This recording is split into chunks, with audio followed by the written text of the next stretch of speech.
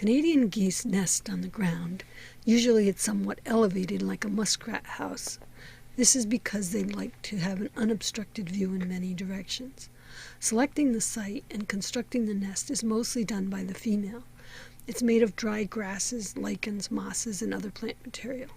After laying the second egg, she adds down feathers and some body feathers. She lays 5 to 8 eggs. Her mate guards her and the nest from predators while she does most of the incubation, which takes 25 to 28 days. They mate for life and pairs remain together throughout the year. They're usually about 3 years old when they breed.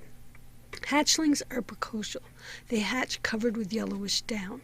After 1 or 2 days, they leave the nest never to return and can walk, swim, feed, and even dive. Their yolk sac contains enough food for them during that period. Both parents protect the goslings constantly and teach them survival skills. They lead them to water, help them find food, and teach them when to dive to avoid danger. The adults molt after nesting and cannot fly until the time that the goslings are learning to fly for the first time. In spring and summer, most geese eat grasses and sedges, including skunk cabbage leaves and eelgrass. They eat the roots, leaves, and seeds of plants. They also eat insects and larvae. They are dabblers, tipping forward in shallow water and extending their necks to get underwater food. You will often see them in large flocks. They're very sociable. These are generally several families together. During spring, pairs leave flocks and begin defending their chosen territories. While defending their territory against other geese, they often head pump, open their bill with the tongue raised, hiss, honk, and vibrate their neck feathers.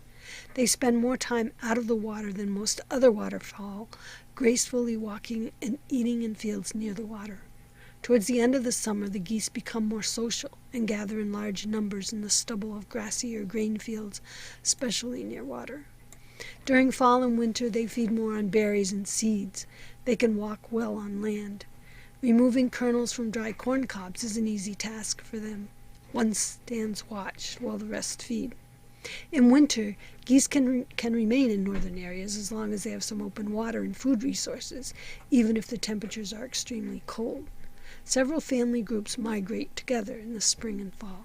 They tend to return to the same stopovers and areas each year, flying both night and day.